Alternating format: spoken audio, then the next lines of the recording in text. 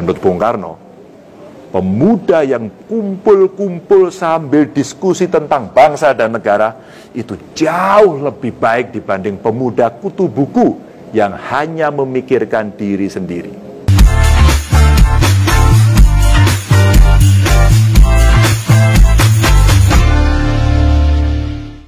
Seorang ulama Suriah, Syekh Abdul Salam Rajeh, pernah menyampaikan kepada saya, jangan sampai harta paling berharga yang dimiliki Indonesia dikoyak siapapun.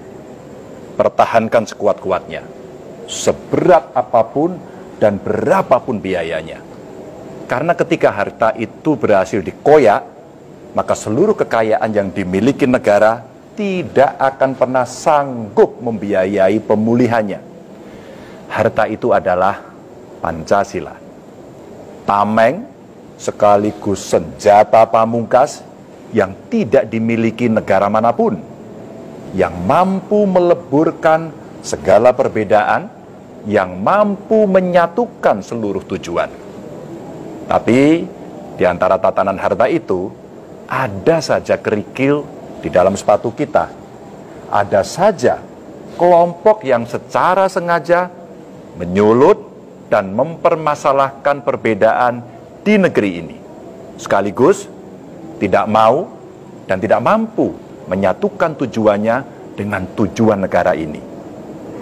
Kelompok kecil ini ada beberapa jumlahnya. Cara yang mereka pakai berbeda-beda, namun satu tujuannya, yakni menjadikan Indonesia sebagai negara yang menerapkan hukum agama sebagai dasarnya. Dan seringkali cara yang mereka pakai adalah memaksakan kehendaknya.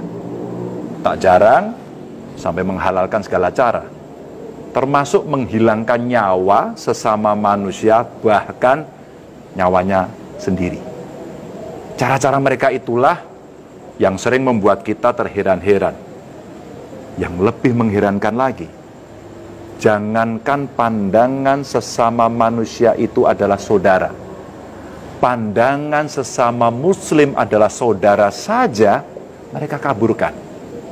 Dengan cara itu, mereka akhirnya dengan sangat mudah memberi label kafir pada sesama muslim, melabeli pemerintahan yang sah sebagai bagian dari togut yang layak untuk diserang dan diajak perang.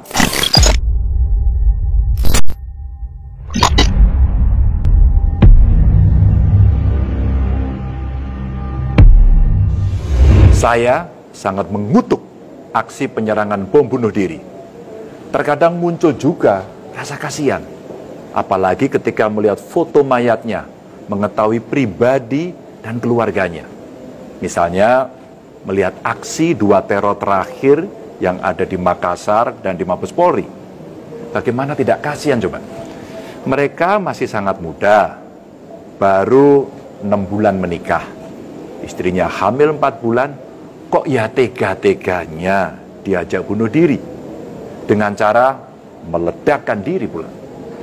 Jika ini diyakini jihad, jihad model apa? Perang melawan siapa coba? Belum lagi perempuan yang menyerang Mabes Polri. Ya Allah, masa iya melakukan penyerangan selugu itu? Saya benar-benar tidak habis pikir, bagaimana bisa mahasiswa memiliki ide menyerang markas besar kepolisian yang memiliki senjata lengkap nan canggih hanya dengan senjata airsoft gun. Ada yang bilang mahasiswa ini korban doktrin atau cuci otak.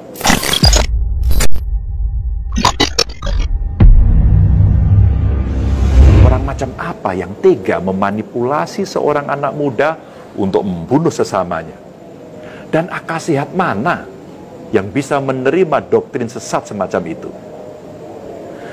Mantan narapidana teroris saja banyak yang menyesali laku yang telah dibuatnya dulu. Saya kenal Ali Imron, ada Jack Harun, dan Mahmudi Haryono alias Yusuf, dan lain sebagainya lah. Dan mereka itu kelasnya sudah masuk tataran teroris kelas wahid. Karena dalam aksinya bom yang diledakkan skalanya sangat besar, seperti bom Bali dan JW Marriott. Bisa saja mereka setelah bebas dari penjara kembali melakukan operasi dan mengupgrade ilmunya tentang bom. Tapi karena penyesalannya lebih besar, akhirnya mereka kembali ke pangkuan Ibu Pertiwi. Berapa kali saya ketemu dan ngobrol dengan mereka, mereka mengaku kok bahwa yang dia lakukan itu salah. Mereka telah melepas jubah jihadnya yang dulu dan sekarang berganti jubah jihad yang lebih nyata untuk keluarganya. Mereka kini memilih jualan soto, ada juga yang ternak lele, bahkan ada yang mengelola desa wisata serta usaha-usaha lainnya. Saat ini, ketika ruang-ruang baiat kelompok jihad dihambat, mereka mengubah strategi dengan melakukan operasi di dunia digital. Media sosial salah satunya, dan tentu saja berjuta-juta narasi berseliweran di sana-sini. Kelompok itu telah membangun narasi secara terstruktur, sistematis, dan sangat masif. Tapi ini adalah dunia maya. Jika tidak ada kontra narasi, ruang-ruang itu akan jadi lahan empuk bagi mereka. Dan masyarakat hanya akan disodorkan pada satu pilihan narasi. Padahal kita berhak dan bebas memilih menu narasi mana yang hendak kita konsumsi. Maka Gus Mus pernah mengatakan kepada saya, jangan sampai orang-orang tidak waras menguasai media sosial dan seolah-olah menjadi sumber kebenaran. Demikian juga Buya Syafi'i Ma'arif juga pernah mengungkapkan hal yang sama. Media sosial itu banyak dikuasai orang-orang yang tidak waras. Mohon maaf, yang waras juga banyak. Maka yang waras jangan hanya diam. Sebab kalau tidak, hoax, kebohongan akan merajalela. Ya, orang-orang baik, orang-orang berilmu sudah saatnya turun gunung. Bersama-sama kita jihad medsos agar negara ini tetap menjaga kewarasannya. Di Jawa Tengah, kiai-kiai sepuh dan perguruan tinggi telah bergerak bersama dalam gerakan jihad medsos ini. Gerakan ini sangat memerlukan energi tambahan dari panjenengan semua dimanapun berada. Kurikulum anti radikalisme juga tengah kita susun agar tameng sekaligus senjata negara kita yang bernama Pancasila terus terjaga. Kami juga bekerja sama dengan BPIP untuk membangun metode dan metodologi yang paling yahud untuk bisa diimplementasikan kepada seluruh struktur pendidikan yang ada, termasuk di masyarakat. Sebenarnya untuk menerapkan hal itu, kita tidak perlu repot mengambil contoh jauh-jauh. Masih banyak tetangga, kiri, kanan kita yang mempraktekkan itu sejak zaman dulu. Bahkan mereka tidak menganggap laku damai mereka itu sebagai toleransi. Tapi laku yang memang semestinya dijalani. Ya kayak gitu itu. Di kelurahan banget Ayu Wetan umpama, di tengah kota Semarang, sudah menjadi tradisi. Warganya saling berkunjung di hari raya Idul Fitri, bahkan di hari raya Natal mereka juga saling berkunjung dengan ikhlas dan riang. Umat Islam dan Kristen saling membantu menyiapkan hidangan, asoe rasanya. Potret kerukunan beragama juga tergambar jelas di desa Banjar Panepen. Ini ada di Kecamatan Sumpyo di Kabupaten Banyumas. Di desa terpencil ini, Bapak Ibu teman-teman, berdiri masjid, gereja, dan vihara yang menjadi saksi rukun damainya hidup warga desa selama puluhan tahun. Menyenangkan. Manisnya kerukunan beragama juga saya temukan di desa Kaimanggis. Ini ada di Kecamatan Kaloran di Kabupaten Temanggung. Kebetulan saya pernah berkunjung, naik sepeda motor ke sana, saya saksikan sendiri ribuan warga dengan agama yang berbeda-beda berkumpul, berdoa, syahdu, dan adem banget rasanya. Tentunya hal serupa juga ada di berbagai penjuru tanah air kita. Di Jawa Barat umpamanya ada kampung sawah, di Bekasi. Di sana juga ada kerukunan semacam ini. Ada 3 tempat ibadah yang saling berdekatan di sana, sebutannya segitiga emas.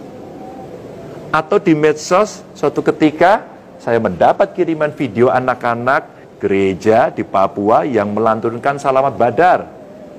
Indah sekali bukan? Saya jadi ingat pesan Bung Karno tentang pentingnya menjaga kehidupan sosial. Menurut Bung Karno, pemuda yang kumpul-kumpul sambil diskusi tentang bangsa dan negara itu jauh lebih baik dibanding pemuda kutu buku yang hanya memikirkan diri sendiri. Nah, sebenarnya nasihat Bung Karno itu adalah pengejawantahan. Bagaimana mestinya kita menjalani kehidupan di negeri ini. Kita ini bukan bangsa yang individualistik, bukan bangsa yang egoistik. Intisari kehidupan bernegara kita ini adalah gotong royong. Dengan gotong royong, kita akan bertemu secara fisik maupun emosional dengan orang lain. Dengan gotong royong, kita jadi terbiasa melakukan rembukan, diskusi untuk saling memahami. Nah, tentu kita tidak ingin damainya kehidupan masyarakat kota dan desa itu jadi ruang untuk menebar kebencian dan curiga karena hadirnya kelompok yang tidak bisa menerima perbedaan di antara kita.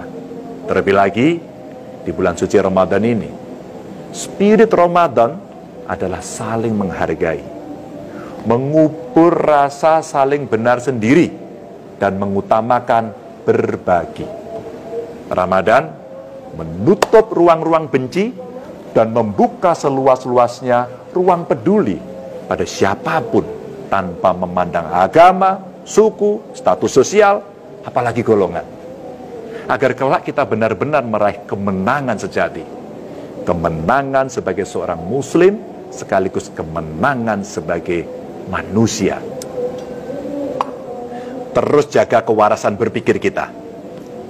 Terima kasih.